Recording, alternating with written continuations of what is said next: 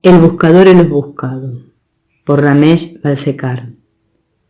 El conocimiento de uno mismo y los problemas de la vida.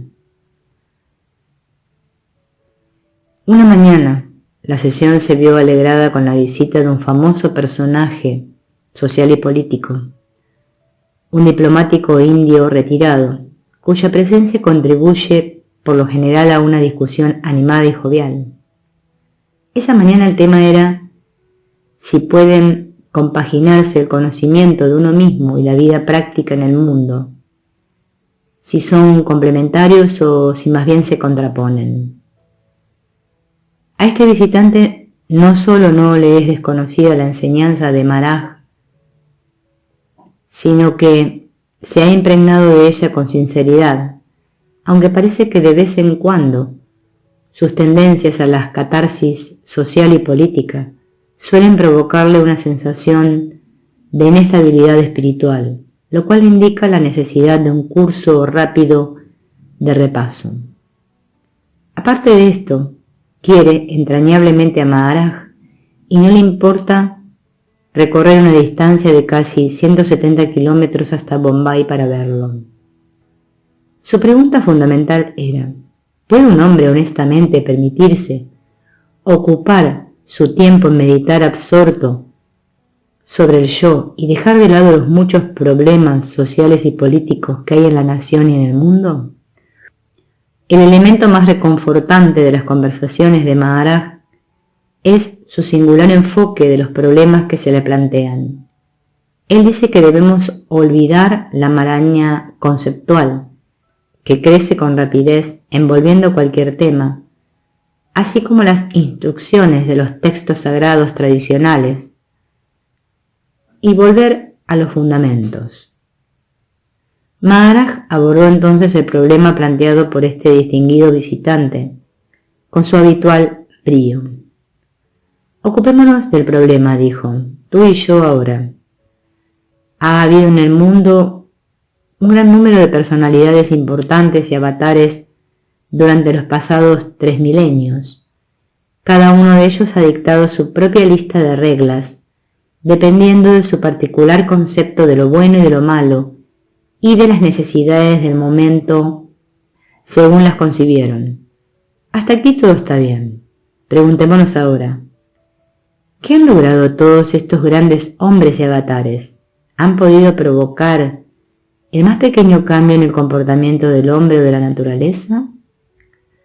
Debe haber alguna razón, una razón fundamental por la cual no han tenido éxito.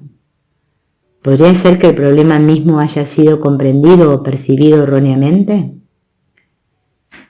¿Podría ser que el hecho de atacar el problema de modo directo sea como atacar las cabezas de la hidra, las cuales son reemplazadas por otras al cortarlas? ¿Y que la única forma de aniquilar a la hidra sea localizar su corazón y ahí herirla? Ahora bien, dijo Maharaj,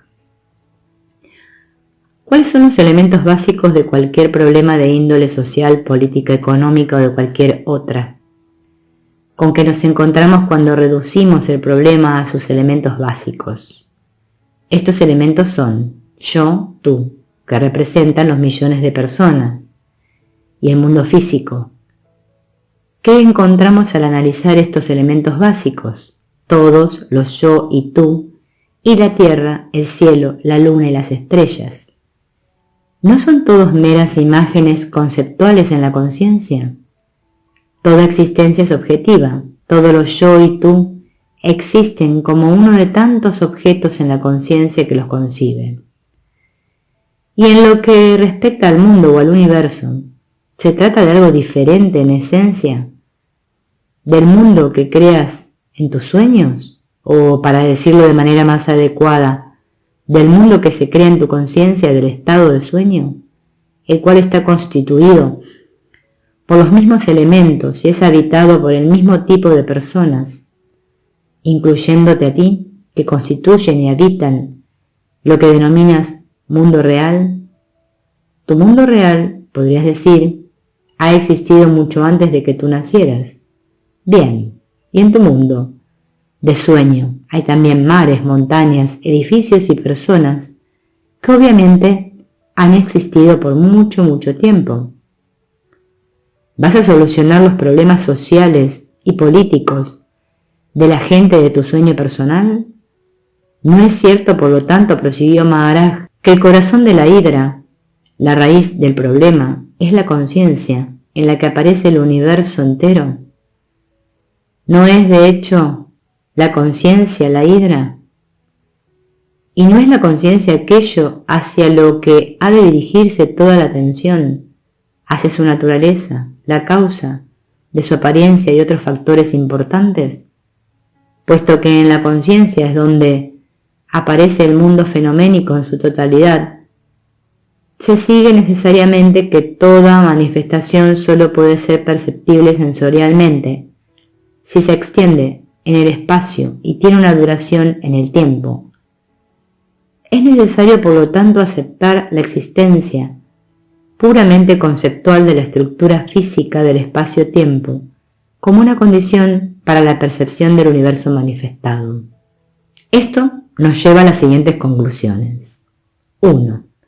Sin el concepto de espacio-tiempo, el universo manifestado no sería sensorialmente perceptible, y por lo tanto todo suceso fundado en la causa y el efecto y extendido en el espacio y el tiempo debe asimismo ser solo conceptual.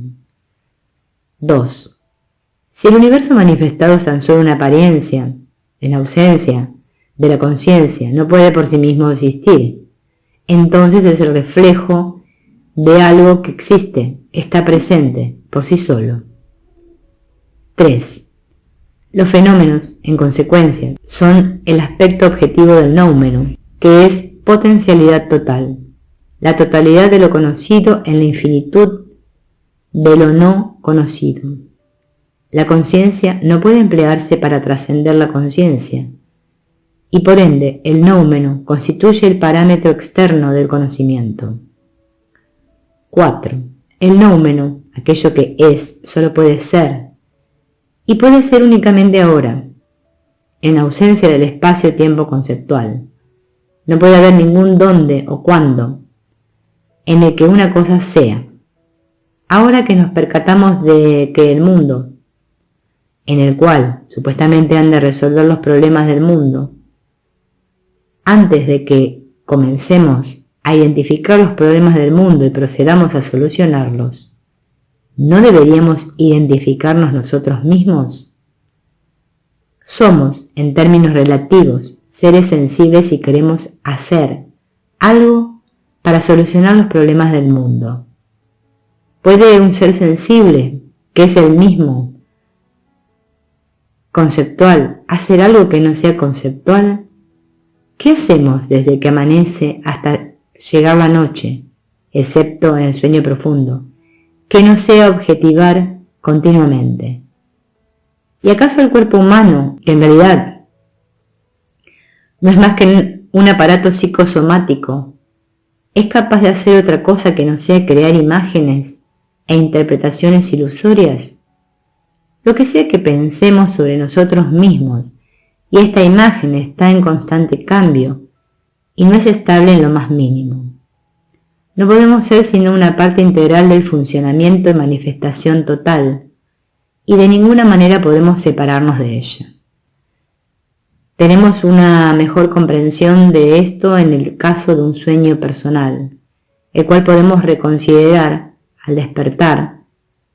Lo que en el sueño aparece como uno mismo, con una identidad independiente, se ve con claridad al examinarlo después de despertar, como carente por completo de una sustancia independiente, como un simple títere que es manipulado. ¿Hay en realidad alguna diferencia con el mundo que consideramos real?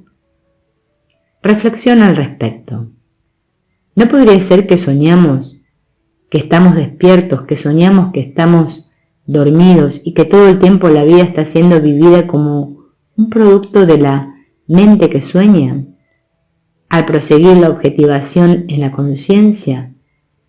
¿Y qué es la conciencia misma sino solo un concepto que ocurre como un eclipse del noumeno con una cierta duración? Si esta situación se percibe de manera directa, intuitiva, sabremos entonces que, en términos relativos, somos la presencia consciente, la conciencia que anima y no el objeto fenoménico al que da sensibilidad. Cuando vemos lo falso como falso, el problema se resuelve. Nosotros somos el contenido de este sueño viviente, actores de este drama que es vivir, y los actores solo representan sus papeles, nada más. El distinguido visitante escuchó a Maharaj con una quietud desconcertada, sin palabras para expresar lo que pensaba o sentía.